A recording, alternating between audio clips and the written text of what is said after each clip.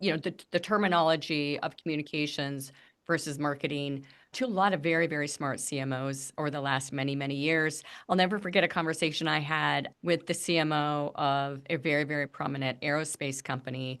And he was having difficulty really bringing not the CEO, but the C-suite around the table with terminology and marketing. And I said, shift the conversation to communications. Shift it. I mean, marketing is an element of communications, but if you can level up the conversation with the C-suite around comms, then I think it's going to work wonders for you.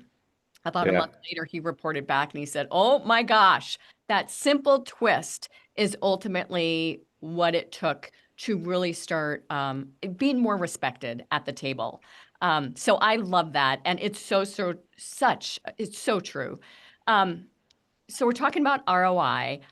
The big question is, how do you measure it? But then how do you also budget around it with expectations of what the ROI should be? So when we first set out, we wanted to aim for a 10x return on investment. And that's our goal with all our clients, is to get a 10x return on investment. And a lot of companies will say, well, I want my 10x.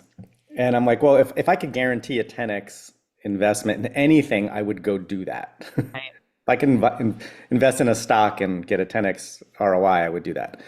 But I just really believe that if you don't have a goal, then what you really got is a hope and a dream. So Right. let's set the goal. So the first thing we do, and it's really simple, just take your entire marketing spend, whether it's team members, computers, training, trade shows, you name it.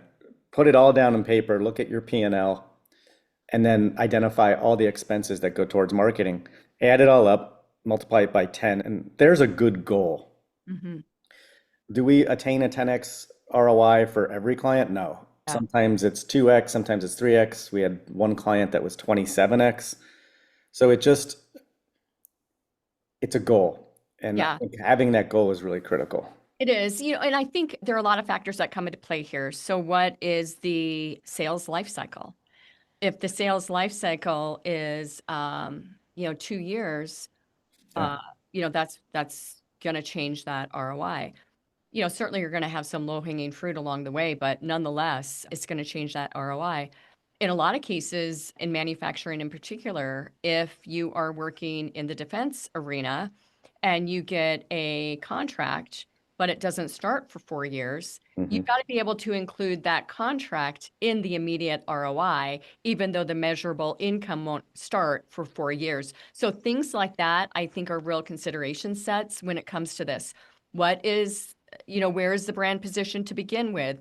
What is the share of voice to begin with? What is the awareness to begin with? All these sort of things really change how we measure ROI.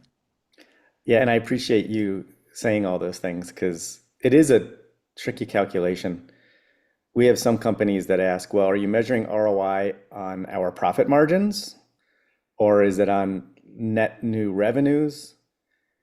And I like to keep it just to revenues generated from marketing qualified leads. Right. I think that's the easiest way. And having the systems in place to track that are critical.